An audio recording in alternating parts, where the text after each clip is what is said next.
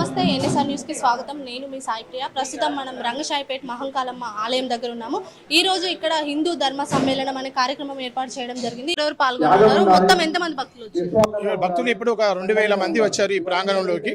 మరి బ్రహ్మచారులైనటువంటి స్వామి స్థిత ప్రజ్ఞానంద సరస్వతి గారు, అదేవిధంగా పొన్నంపల్లి వెంకటరామ శోభయాజులు గారు, వారు అఖిల భారత మరి దానికి ఒక అధ్యక్షులుగా ఉన్నారు.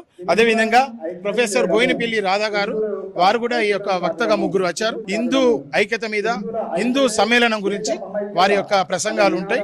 తర్వాత ఇక్కడ స్థానికంగా ఉన్నటువంటి కందికొండ మోహన్ గారు అధ్యక్షతన ఈ కార్యక్రమం జరుగుతున్నది. మిట్టపల్లి కపిల్ గారు, మండల ముగిలి చక్రపాణి గారు, ఇంకా తదితరులు అందరూ కూడా ఈ కార్యక్రమంలో పాల్పంచుకొని గత 10 రోజుల నుంచి ఆహారనిశలు కృషి చేసిన వారికి మరొకసారి ప్రత్యేక అభినందనలు తెలియజేసుకుంటున్నాం. చూసారు కదా, రంగశాయిపేట మహంకాళమ్మ ఆలయం దగ్గర అయితే ఈ కార్యక్రమము ఘనంగా జరుగుతుందని చెప్పవచ్చు. అయితే ఈ కార్యక్రమమే కాకుండా ఆంజనేయ స్వామి యాత్ర కూడా అంగరంగ వైభవంగా చేశామనేది చెప్పడం జరుగుతుంది. ఆర్ఎస్ఎస్ 100 సంవత్సరాలు పూర్తి చేసుకున్న సందర్భంగా ఈ రోజు ఈ సమావేశం ఏర్పాటు చేయడం జరిగిందని అయితే చెప్పడం. కుటుంబ ప్రబోధనం అంటే ప్రబోధనము, కుటుంబ ప్రబోధనము.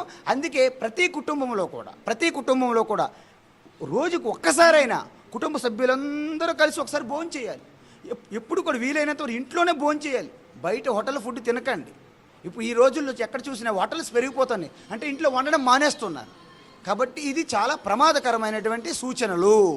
ఇలాంటి విషయాలు అందరూ ఒక వేదిక మీదకి వచ్చి పంచుకొని ఆనందంగా ఆ సనాతన ధర్మంలో ఆనందరాముడుగా, ఆత్మారాముడుగా ఆ యొక్క జై శ్రీరామ్ నినాదం అంటే ప్రపంచవ్యాప్తంగా మన శక్తి, మన భక్తి, మన యుక్తిని తెలియజేసే ఆ నినాదమే జై శ్రీరామ్. ఇది హిందూ సమ్మేళనం యొక్క లక్ష్యము, తాత్పర్యము. అదేవిధంగా గోవుని మనము కాపాడుకోవాలి. అదేవిధంగా మన ఆహారాన్ని కూడా మనము ఈ పెస్టిసైడ్స్, కెమికల్స్ వాడడం మానేసి గో ఆధారితమైనటువంటి, ఇప్పుడు చూడండి బ్రౌన్ రైస్ ఉన్నది. గోవు ఎవరింట్లో ఉంటే సాక్షాత్తు అమ్మవారు, అంటే ఎలాగైతే మనకి కామధేనువు కల్పవృక్షం అంటారు. అందుకే ఏ ఇంట్లోనైతే గోవు ఉంటుందో ఆ ఇంటికి రక్షణ అమ్మవారు, సాక్షాత్ అమ్మవారి రక్షణ ఉంటుంది. ఎందుకంటే ఒక గోవు ఉంటే ఇంక వారికి ఏం తిరగలేదు. కాబట్టి ప్రతి ఇంటిలో అట్లీస్ట్ ఒక్క గోవుని పెంచండి. మీకు ఆ గోమాతే రక్షిస్తుంది, అన్ని విధాలుగా రక్షణ పోషణ అమ్మ వల్లే రక్షిస్తుంది. అంటే మన అమ్మ ఎంత ముఖ్యమో గోవు అంత ముఖ్యమో. భారతమాత, గంగామాత, గాయత్రిమాత, గీతామాత అంత మాతృత్వంతో, అందుకే మాతృదేవో భవ, ఇది వేదవాక్యం. విన్నారు కదా, స్వామివారు ఇచ్చే సందేశం ఏంటంటే హిందువులందరూ గడప లోపలే కులం, గడప దాటితే అందరం ఒకటే అనే విధంగా స్వామివారు అయితే సందేశం ఇవ్వడం జరిగింది. అలాగే హిందువులందరూ నెలకొక్కసారైనా ఇలాంటి సమ్మేళనాలు ఏర్పాటు చేసుకొని అందరూ ఐక్యమయ్యి ఒకరి బాధలు ఒకరు పంచుకుంటే అసలు బాధలు అనేవే ఉండవని చెప్పడం జరుగుతుంది. కెమెరా ఉమెన్ సంతోషితో సాయి ప్రియ, ఎన్ఎస్ఆర్ న్యూస్, వరంగల్.